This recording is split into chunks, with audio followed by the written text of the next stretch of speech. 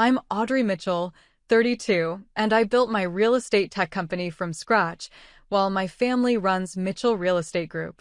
Last month, I arrived at my parents' mansion for our annual family business meeting, excited to share my company's growth. Instead of the conference room, my mother directed me to sit in the kitchen. As I swallowed my humiliation, watching executives file past to the real meeting, my phone buzzed. It was Megan, my assistant, with news that would transform everything. Before I continue with what happened next, let me know where you're watching from and hit subscribe if you've ever been underestimated by the people who should believe in you the most. The Mitchell family name carries weight in Boston's real estate circles. My father, Brian Mitchell, started selling commercial properties in his 20s with nothing but determination and my mother Karen's unwavering support. By the time I was born, they had already established Mitchell Real Estate Group as a formidable presence in New England's commercial property market. Growing up, our family dinners regularly transformed into business discussions. My father would spread papers across the dining table while my mother kept meticulous notes. My older brother Jason, now 38, absorbed every word, groomed since childhood to take over the family legacy. My younger brother Tyler, 28, despite his more relaxed approach to business, was also given significant responsibilities at the company straight out of college. I was different. While I shared the Mitchell business acumen, I saw beyond traditional real estate. During college, I became fascinated with how technology could revolutionize property transactions. My vision was clear: create a platform that streamlined the entire process, from virtual viewings to digital closings. The internet is just a fad in real estate, my father declared when I pitched my idea during my senior year. People will always want the personal touch when making the biggest purchase of their lives. Despite graduating with honors from Wharton with dual degrees in real estate and information systems, my family treated my ambitions as a cute hobby. Jason called my ideas Silicon Valley pipe dreams, while my mother gently suggested I focus on more practical aspects of the business. Only my grandfather Harold, who had stepped back from active management, showed genuine interest. During private conversations on his porch, he would ask thoughtful questions about my digital platform concepts. The business needs new blood and new ideas, he told me once, keeping his voice low as if sharing a secret. But your father has always been resistant to change. That's both his strength and his weakness. With my family unwilling to invest in my vision, I took the unconventional path. I declined the cushy executive position at Mitchell Real Estate and instead worked 3 jobs to save startup capital.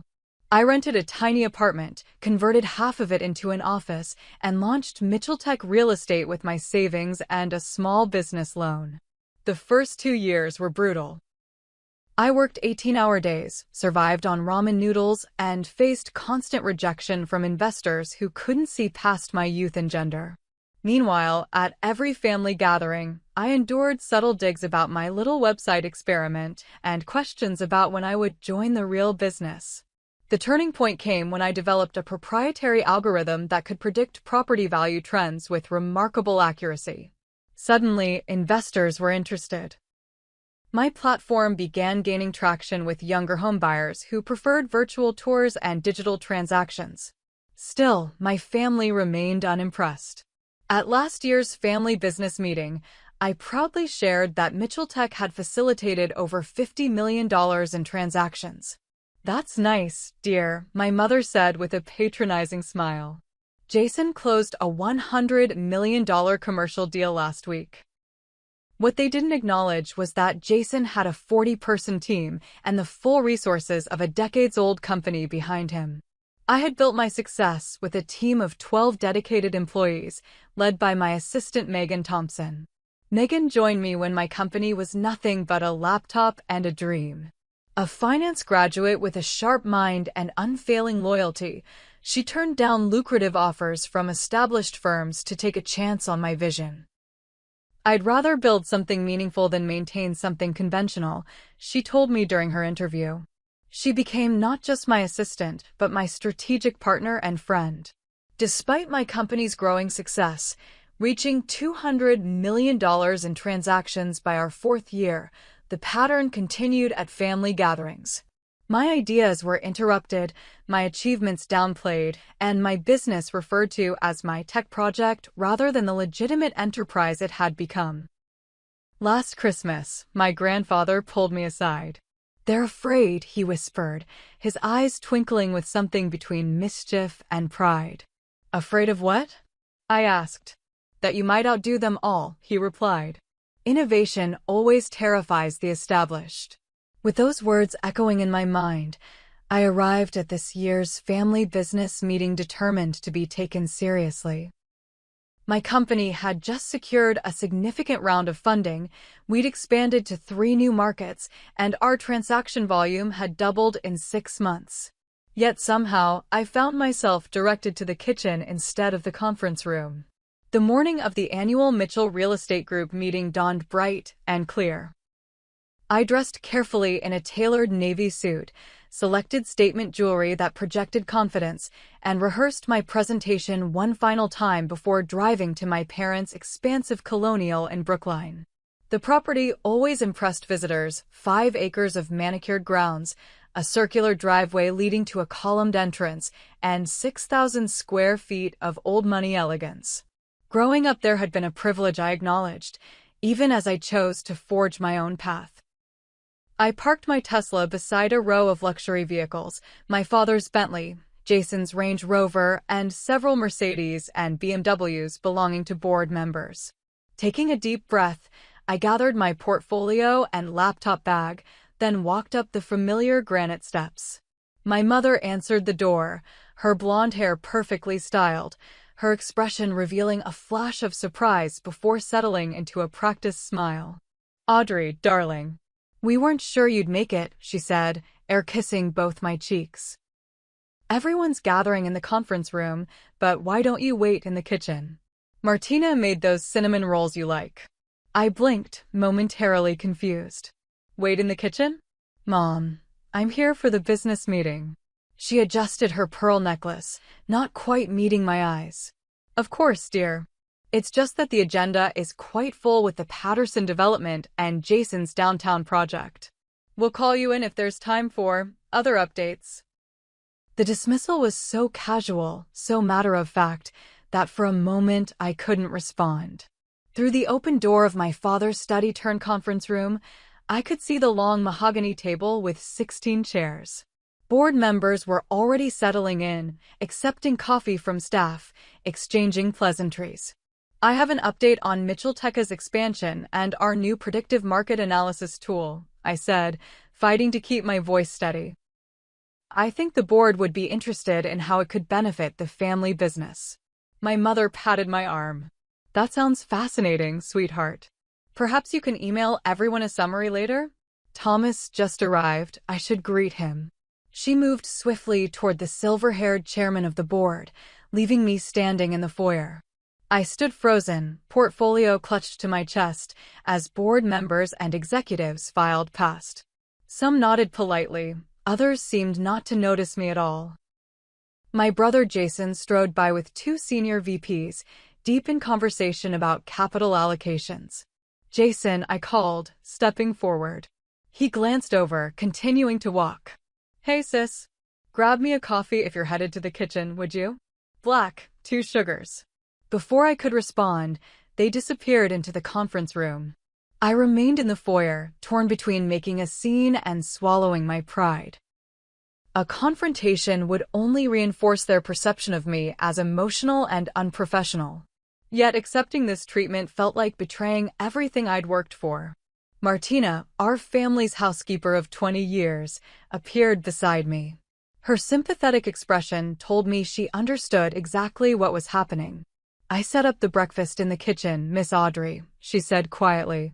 "There's a nice spot by the window where you can work." I thanked her, fighting back tears of frustration as memories flooded back, my father interrupting my college graduation dinner to take a business call. Jason presenting my market analysis research as his own at a family function. My mother suggesting I handle the social media things because I was good with computer gadgets. With forced composure, I walked to the kitchen. The same kitchen where I'd done homework while listening to my father coach Jason on business strategies. The same kitchen where my ideas had been relegated to dinner conversation rather than boardroom material. The kitchen was beautiful, of course, a showcase of marble and high-end appliances featured in Architectural Digest when my mother renovated 5 years ago.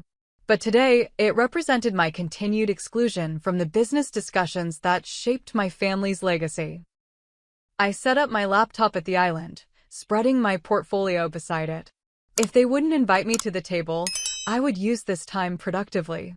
I could hear the meeting beginning through the open door down the hall, my father's authoritative voice calling everyone to order, the respectful silence that followed.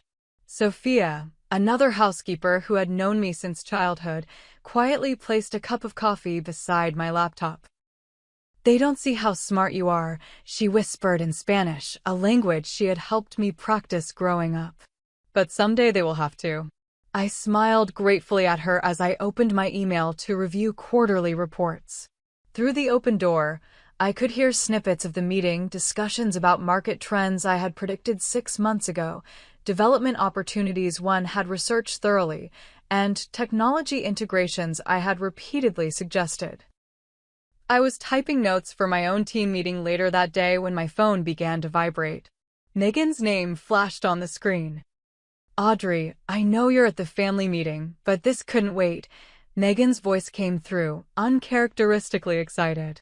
As my assistant of 4 years, she typically maintained professional composure, regardless of circumstances. "What's happening?" I asked, lowering my voice and glancing toward the hallway where the meeting continued without me. "Henderson Properties is selling," she said, the words tumbling out rapidly. "The whole company, lock, stock, and barrel." I nearly dropped my phone. Henderson Properties was our biggest competitor in the tech-forward real estate space, a company 3 times our size with an established presence in markets we had been trying to penetrate for years. "That's impossible," I replied. "Frank Henderson has been saying he'll die at his desk since I entered the industry." "Pancreatic cancer, stage 4, Megan said soberly. "Diagnosed 3 weeks ago.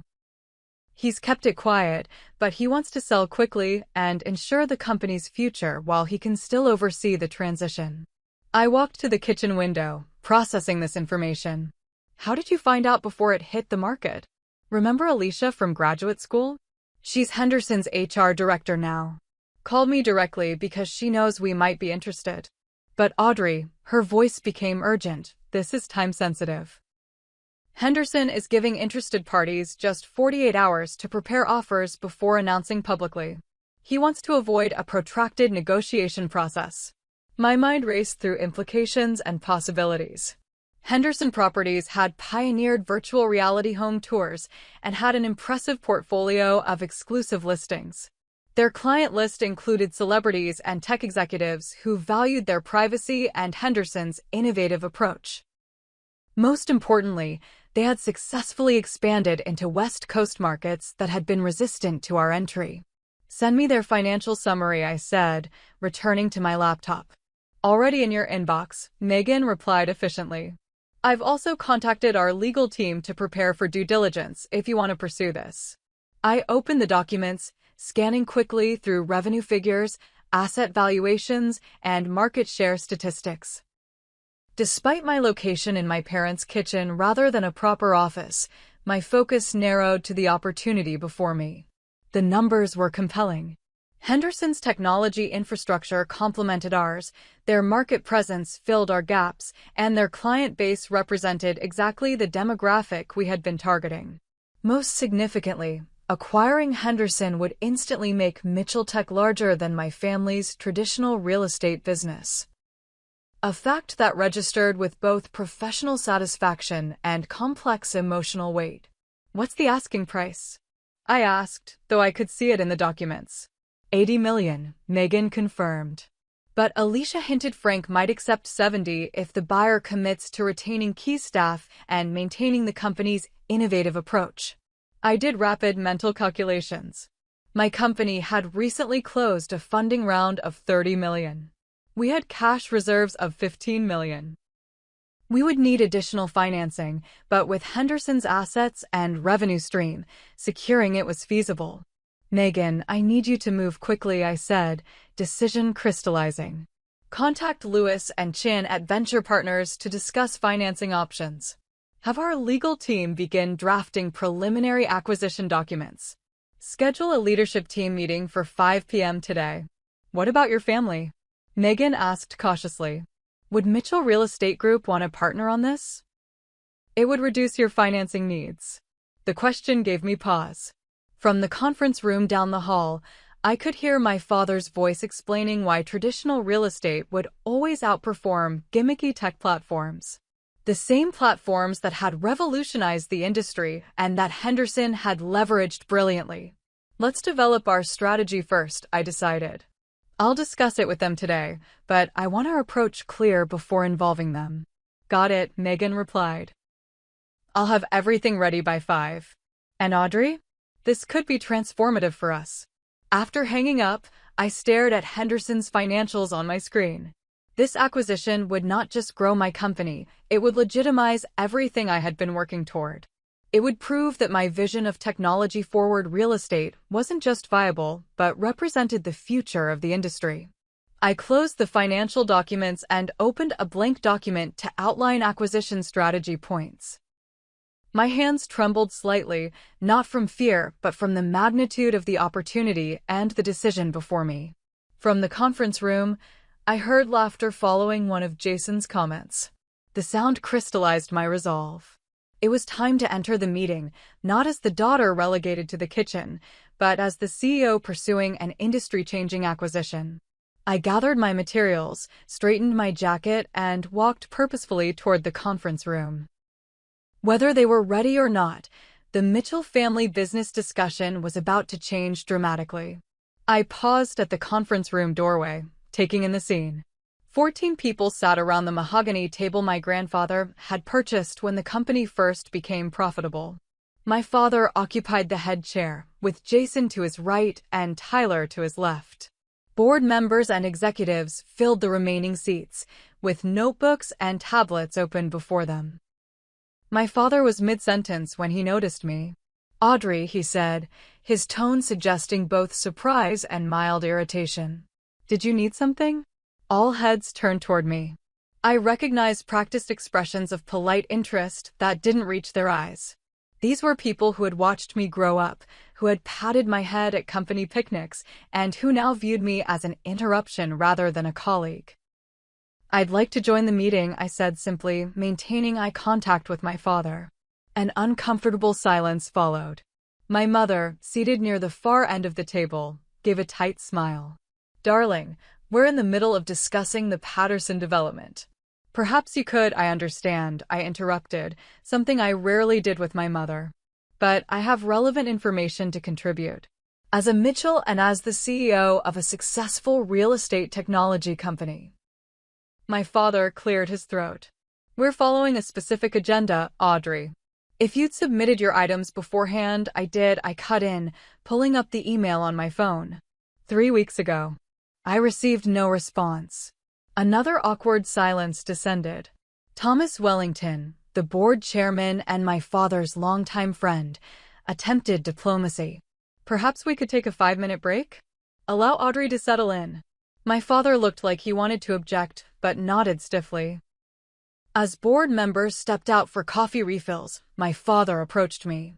This is inappropriate, he said in a low voice. These are serious business discussions, not a forum for promoting your little website. The dismissive characterization of my multi-million-dollar company as a little website ignited something inside me. My little website facilitated over 400 million in transactions last year, I replied evenly. And I'm here because I have insights that could benefit Mitchell Real Estate Group if you'd listen. Jason joined us, coffee in hand. Look, sis, we appreciate your enthusiasm. But there's a reason we have an organizational structure. You can't just walk in and expect to understand the complexities of what we're discussing. His condescending tone was familiar, the same one he'd used when explaining why I couldn't join the boys playing business in the treehouse at age 8. But we weren't children anymore, and I wasn't asking permission to play. I understand more than you think, I replied.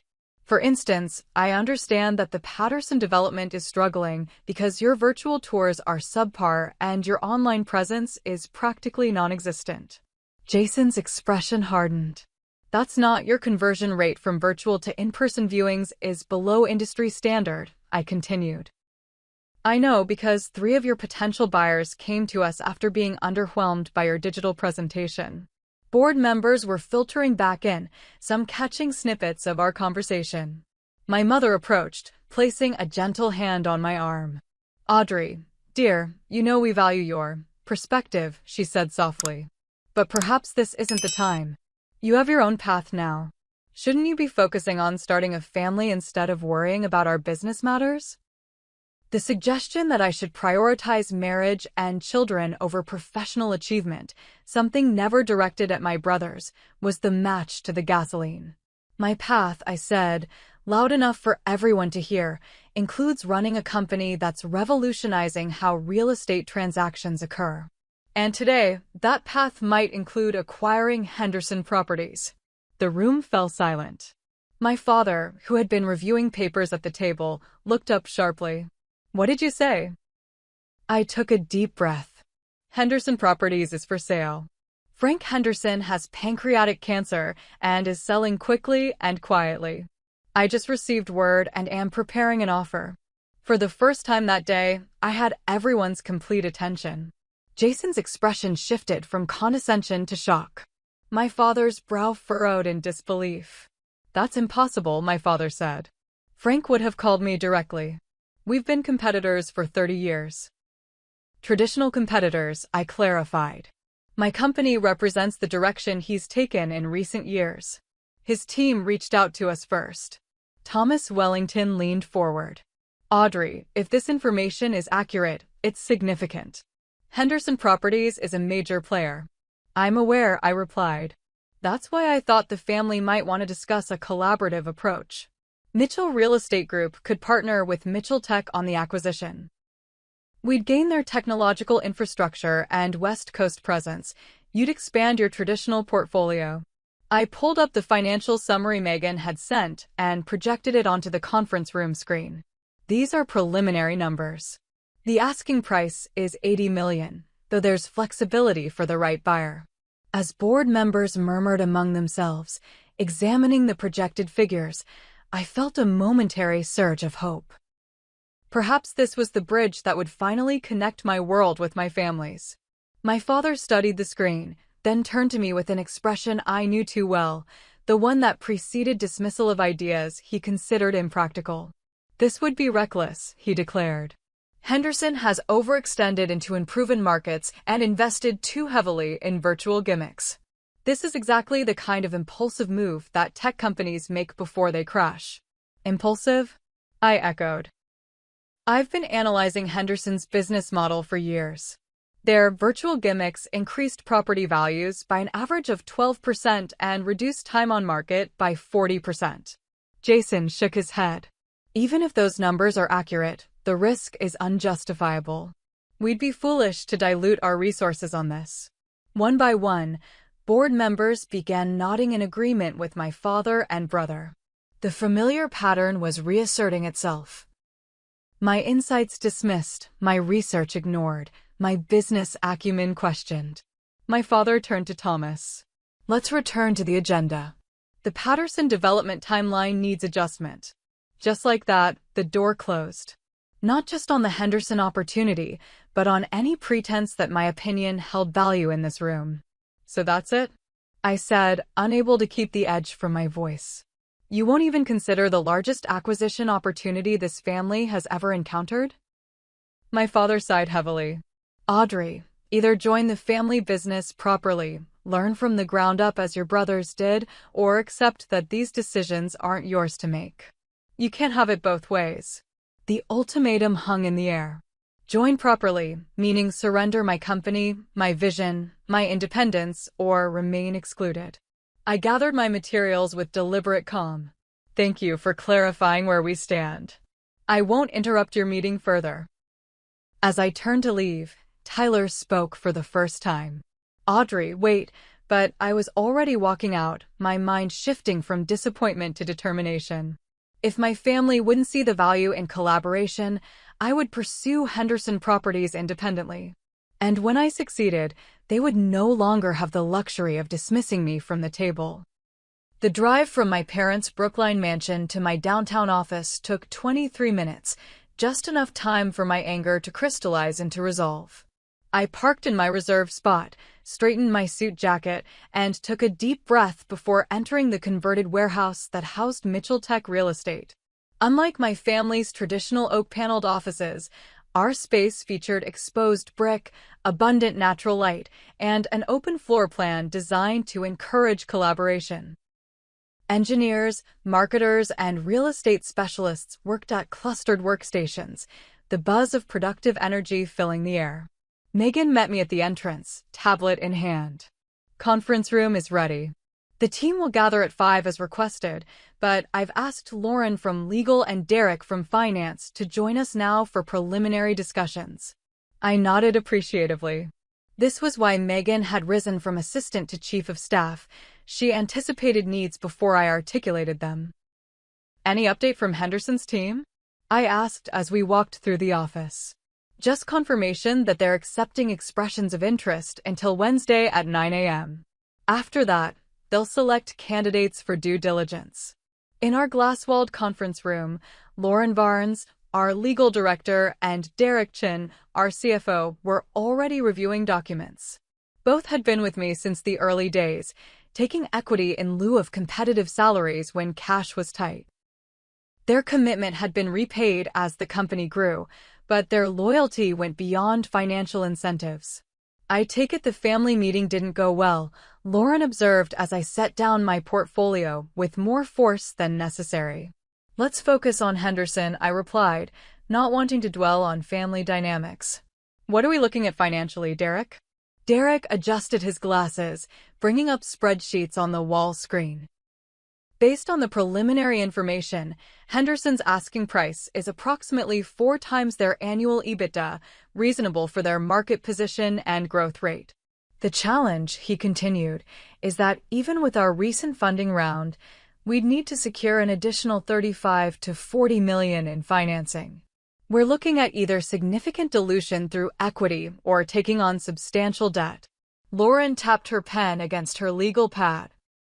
The acquisition itself isn't legally complex. Their corporate structure is clean, and preliminary background checks show no major litigation risks. The financing will be the hurdle. I studied the financial projections Derek had prepared. The combined entity would have a valuation approaching $500 million, more than double Mitchell Real Estate Group's current worth. The thought brought a mixture of professional satisfaction and personal vindication that I tried to set aside to focus objectively. What about venture partners? I asked Megan. Any response from Lewis or Chin? Lewis is traveling, but reviewing the opportunity remotely. Chin is cautiously interested, but wants a detailed integration plan before committing to financing discussions. For the next 3 hours, we dissected Henderson's business from every angle. Their technology infrastructure, client portfolio, market presence, and cultural compatibility. Derek identified potential redundancies and synergies, while Lauren flagged regulatory considerations in markets where we'd be expanding. By the time our leadership team gathered at 5, we had developed a preliminary acquisition strategy. Our CTO, Raj Patel, provided technical assessment of Henderson's platforms. Our marketing director, Gabriela Reyes, outlined brand integration approaches. Our operations head, Marcus Washington, detailed logistical considerations for merging teams across locations. Bottom line, Derek concluded, this acquisition makes strategic sense, but stretches us financially. We'd be leveraged to our limit. The room fell quiet as everyone turned to me for direction. These people had believed in my vision when few others did. They had worked weekends and holidays, accepted delayed paychecks during tough periods, and celebrated each milestone as a collective achievement. Their careers and financial futures were tied to decisions I would make. Thoughts? I asked, wanting their honest assessment before revealing my inclination. Marcus spoke first. It's aggressive, but aligned with our 5-year plan. We were already targeting West Coast expansion next year. This accelerates the timeline, but gives us established infrastructure rather than building from scratch. Gabriella nodded. From a brand perspective, Henderson complements us perfectly. They're known for innovation, but lack our data analytics strength. Combined, we'd be the clear technology leader in real estate. Raj's assessment was more measured. Integration would be complex but manageable. Their VR platform is superior to ours, but our predictive analytics are more advanced. Technical synergies exist. One by one, team members provided their analysis, all recognizing both the opportunity and the risk. Unlike the dismissive response from my family, these professionals evaluated the acquisition on its merits, regardless of who had proposed it. After everyone had spoken, I thanked them for their input. Please continue developing your departmental integration plans. We'll reconvene tomorrow to finalize our approach. As the team dispersed, I remained in the conference room, staring at projection screens filled with data points, market analyses, and financial models. The rational case for acquisition was strong, but the emotional weight of the decision felt suddenly overwhelming. When everyone had gone except Megan, I finally voiced the doubt I'd been suppressing. Are we overreaching? My family thinks so. Megan considered her response carefully. Your family has built an impressive business through traditional means, but they've consistently underestimated how technology is transforming real estate. That's their blind spot, not yours. She gathered her notes. I'll let you have some space to think. Just remember why you started this company in the first place. Alone in the conference room, I watched darkness fall over Boston's skyline. The doubt that I had pushed aside during the day crept in. Was I pursuing Henderson partly to prove something to my family? Was my judgment clouded by the humiliation of being seated in the kitchen rather than the conference room? My phone rang, displaying a number I immediately recognized, my grandfather Harold. Despite being nearly 80, he had embraced technology more readily than his son. I hear you made quite an impression today, he said when I answered, his voice carrying its characteristic mix of warmth and mischief. That's one way to put it, I replied, smiling despite myself. Your father called me, quite worked up about Henderson properties and your reckless interest in acquiring them. And you agree with him? I asked, bracing for disappointment. A soft chuckle came through the line. Audrey, I've watched you build something remarkable by seeing what others couldn't or wouldn't see. Your approach to real estate isn't just different, it's necessary for the industry's future. His words loosened something tight in my chest. The acquisition would be a stretch financially, I admitted. Every meaningful growth is a stretch, he replied. When your father and I expanded beyond residential into commercial properties, everyone said we were overreaching.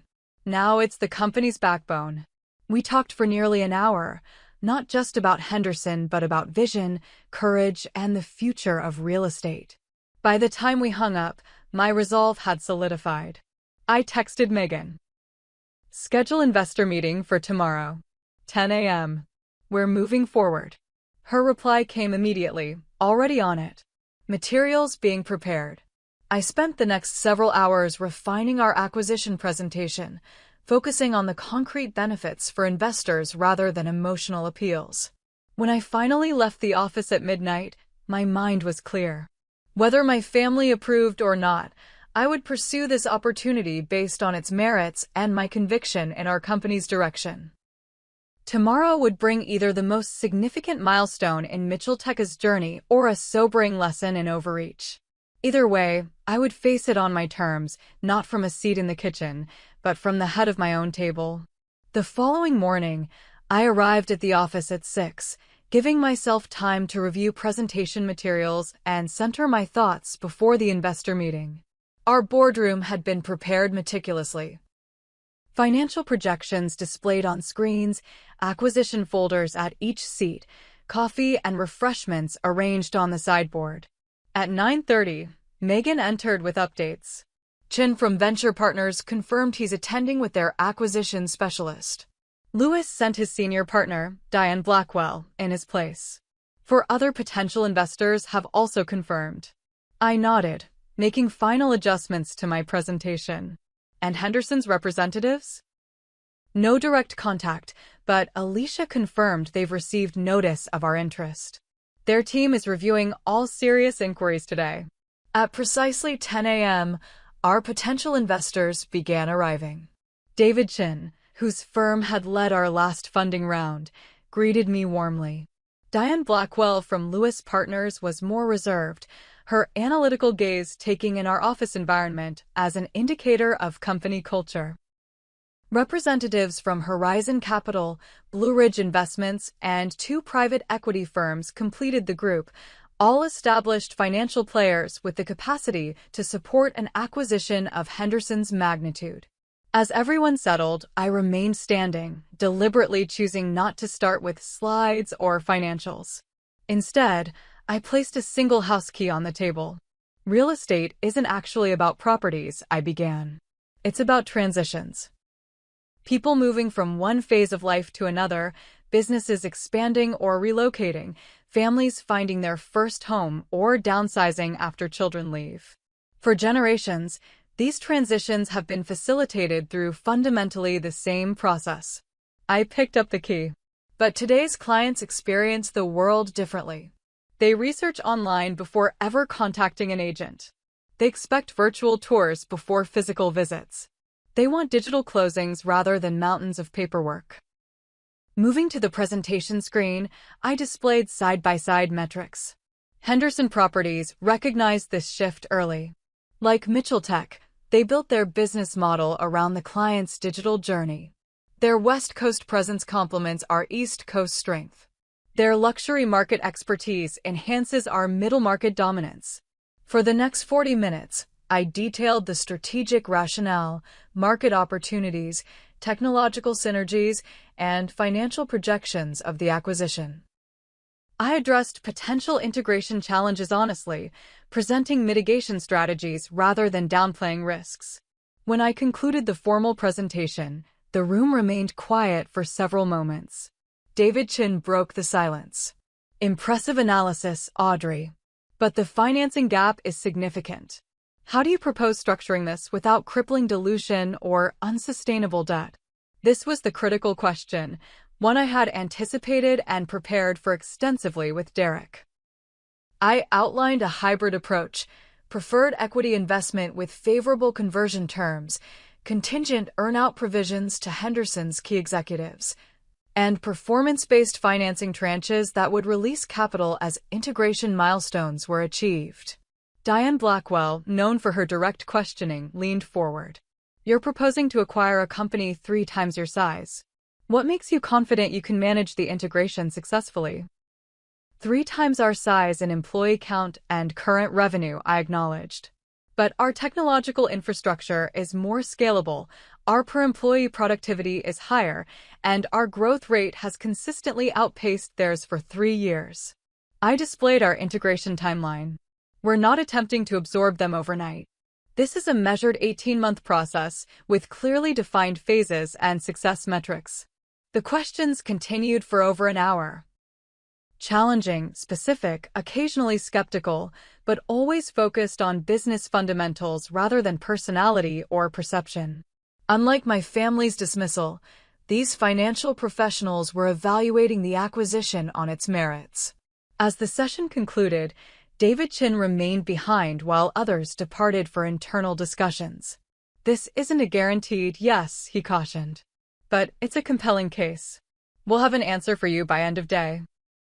Throughout the afternoon, Megan provided updates as investors responded. Horizon Capital declined, citing sector concentration concerns. Blue Ridge requested additional technical due diligence, but expressed preliminary interest. At 4:17 p.m., the critical email arrived from Venture Partners.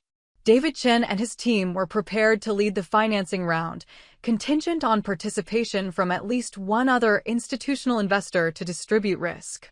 By 5:45 p.m., Lewis Partners confirmed they would join the financing consortium, and one of the private equity firms indicated interest in a smaller participation.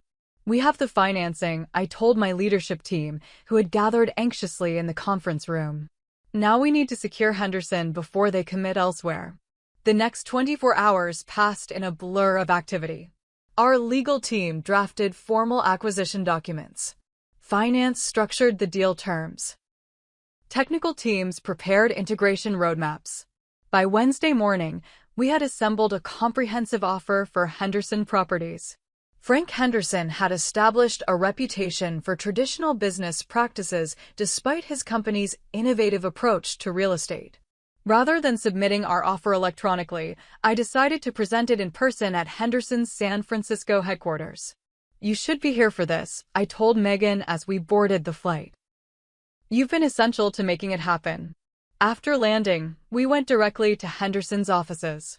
Unlike the ostentatious displays of success that characterized many real estate firms, Henderson's headquarters featured practical elegance, open workspaces, modest executive offices, and prominent displays of their technological innovations. Frank Henderson received us in a glass-walled conference room overlooking San Francisco Bay.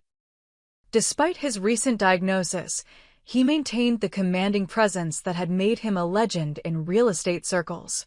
At 72, his silver hair and tailored suit projected the image of success, though I noticed the slight weight loss and pallor that hinted at his condition. "Mitchell," he said, shaking my hand firmly. "I've followed your company's progress. Impressive growth trajectory." "Thank you," I replied. "Your innovations have influenced our approach." He gestured for us to sit. "Let's dispense with prolonged negotiations. I have less time than I once did. You've submitted a comprehensive offer. My team has reviewed it alongside 7 others." My heart sank at learning we faced more competition than anticipated. 3 were immediately disqualified, he continued. 2 others failed to secure adequate financing. Of the remaining 3, yours presents the most compelling vision for Henderson's future. He slid a document across the table. His counteroffer. The price remained at $75 million, but with adjusted earnout structures and stronger commitments to retain key personnel. "These terms are non-negotiable," he stated. "Not because they're optimal for me financially, but because they protect what I've built and the people who helped build it." I reviewed the document carefully. The terms were aggressive but fair. More importantly, they aligned with our integration strategy and values. "We can work with these terms," I confirmed. Frank Henderson studied me for a moment. "Your family has a storied history in traditional real estate. Brian Mitchell is well respected, if somewhat resistant to change. Why aren't they part of this acquisition?" The question caught me off guard with its directness. "We have different visions for the future of real estate," I answered honestly. A knowing smile crossed his face. "Different visions." A diplomatic way of saying they don't fully appreciate what you've built.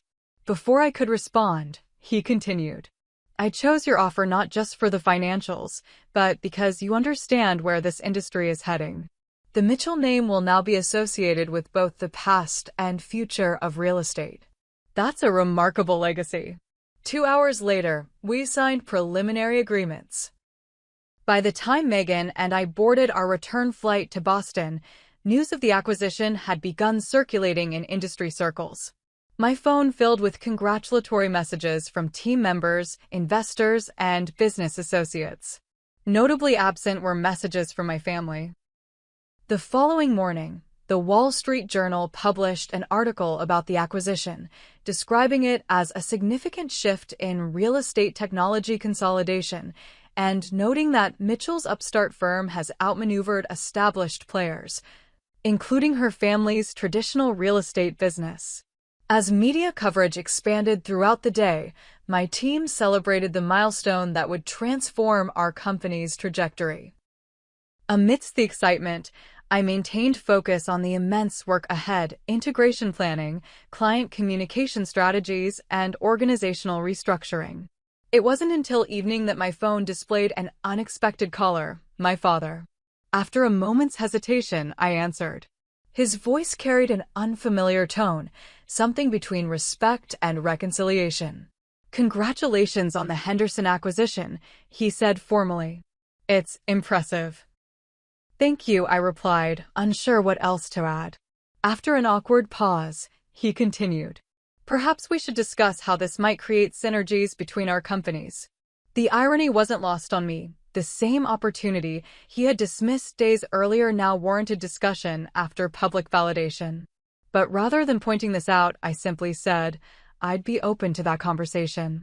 Next week, perhaps, after the initial integration work is underway. As I hung up, I felt no vindictive satisfaction, no desire to gloat over changing perceptions. The acquisition wasn't about proving my family wrong, it was about building something meaningful that aligned with my vision for the industry's future. 3 days after signing preliminary agreements with Frank Henderson, I stood before my expanded company at an all-hands meeting in our Boston headquarters, live-streamed to Henderson's offices across the country. "Today marks not an ending but a beginning," I told the combined teams. "Together, we're creating the most innovative, client-focused real estate technology company in the market. The path forward involves challenges alongside opportunities, but I'm confident in what we'll build together." As applause filled the room, I realized that the real measure of success wasn't the acquisition itself, but what we would create from it, and that journey was just beginning. 3 months after the Henderson acquisition, I stood at the window of our new executive offices, gazing at Boston's skyline. We had relocated to a prestigious building in the financial district, not for the prestige itself, but because we needed the space to accommodate our expanded team. The Henderson integration was proceeding more smoothly than even our optimistic projections had anticipated. Behind me, Megan cleared her throat. "Your grandfather is here to see you." I turned in surprise. Harold Mitchell rarely left his Brookline home these days, preferring family to visit him instead. "Send him in, please." My grandfather entered slowly, leaning on his cane. At 80, his body had weakened, but his eyes remained sharp with intelligence and humor. He whistled appreciatively as he looked around the office. "Quite a step up from that converted warehouse where you started," he observed, lowering himself carefully into a chair. "What brings you downtown?" I asked, sitting across from him. He smiled. "Can't an old man visit his granddaughter without an interrogation? Especially when she's just pulled off the most significant acquisition in Boston real estate this decade." I laughed. "Of course. Would you like some coffee? Tea?" No, he waved off the offer. "I can't stay long. Your grandmother has me on a strict schedule these days, doctor appointments, physical therapy, the works." He leaned forward, his expression growing more serious. "I wanted to congratulate you properly. What you've accomplished, building your company, securing the Henderson acquisition, managing the integration, it's remarkable." "Thank you," I said, genuinely touched. "Your support has meant everything." Harold nodded. "I've lived long enough to recognize vision when I see it. Your father has many strengths, but embracing change isn't among them." He chuckled. "He's coming around, though." The Henderson acquisition gave him quite a shock. As if on cue, my phone buzzed with my father's name on the screen. "Speaking of," I said, showing him the display. "Take it," Harold encouraged. "I'll see myself out. Sunday dinner this weekend." I nodded, accepting the call as my grandfather made his way to the door. "Audrey," my father's voice came through, more hesitant than his usual authoritative tone. "Do you have a moment?" "I do," I replied, watching my grandfather give me a thumbs up before closing the door behind him. "I've been reflecting on recent events," my father continued. "Your acquisition of Henderson was strategically sound. The market has responded positively." Coming from him, this was extraordinary praise. "Thank you," I said simply. "The board is meeting next Thursday to discuss our digital transformation strategy," he continued. "Given your expertise in this area, your presence would be valuable." I recognized what this invitation had cost him. My father wasn't apologizing exactly, but this was his way of acknowledging he had underestimated me. "I appreciate the invitation," I replied carefully. I'd be happy to attend, though I want to be clear about my role. I'm coming as the CEO of Mitchell Tech, not as a family member seeking approval. A pause followed.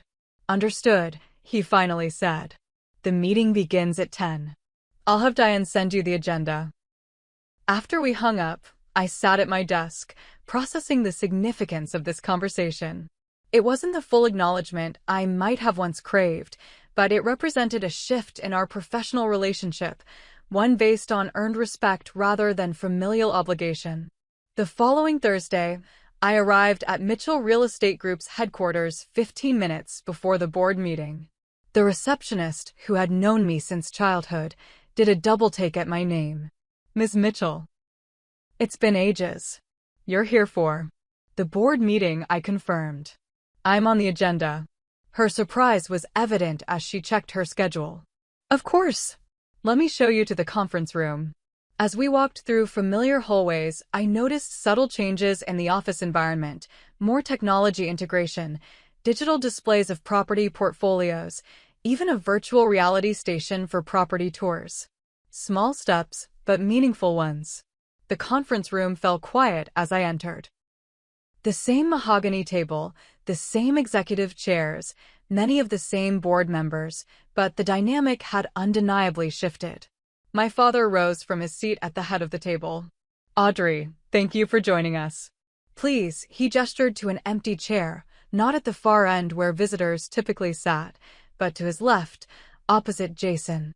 As I took my seat, I noticed my brother's expression, a mixture of reluctant respect and lingering competitiveness. Tyler, beside him, gave me a subtle nod of acknowledgement. Before we begin the formal agenda, my father announced, I want to acknowledge Audrey's recent achievements. The Henderson acquisition has positioned Mitchell Tech as an industry leader in real estate technology, bringing additional prestige to the Mitchell name in business circles.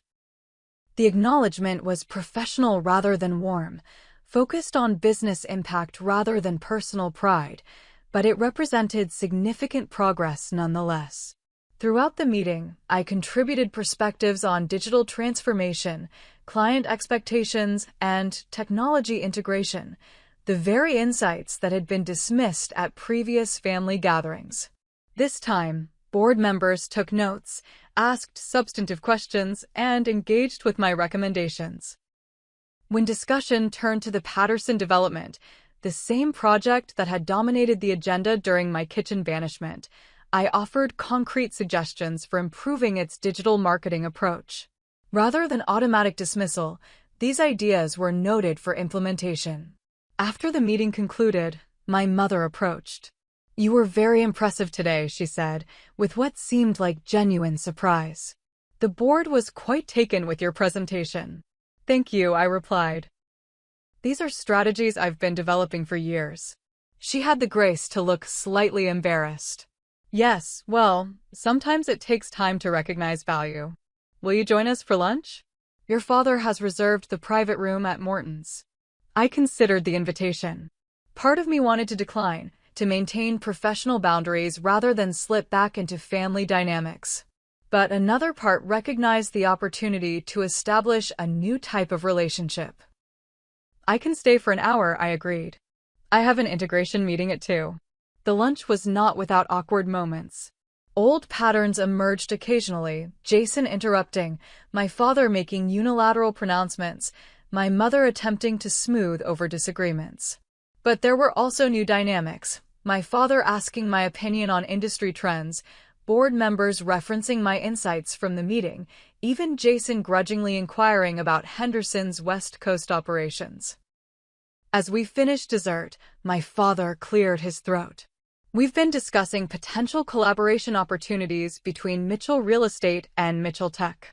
Nothing formal yet, but there may be synergies worth exploring. The irony was palpable. This was precisely what I had suggested before being dismissed from the kitchen 3 months earlier. Rather than pointing this out, I nodded professionally. I'm open to discussing possibilities that benefit both companies, I replied. My team can prepare some preliminary ideas for consideration. As I left the restaurant, Tyler walked me to my car. Unlike Jason, who had always been our father's clear successor, Tyler had struggled to find his place in the family business. "What you did with Henderson was incredible," he said when we were out of earshot of the others. "I've been trying to get Dad to consider technological integration for 2 years. It's easier to dismiss ideas from within the system than from a proven outside success," I observed. He nodded. "I've been thinking about that. Would you have time for coffee next week? I have some ideas I'd like to run by you." This tentative bridge between our professional worlds represented perhaps the most meaningful shift of the day. "I'd like that," I replied sincerely. Over the following months, the relationship between Mitchell Tech and Mitchell Real Estate evolved gradually. We established limited collaboration agreements, my company providing technological solutions for specific Mitchell projects, their company offering traditional expertise for certain Mitchell Tech clients who preferred hybrid service models.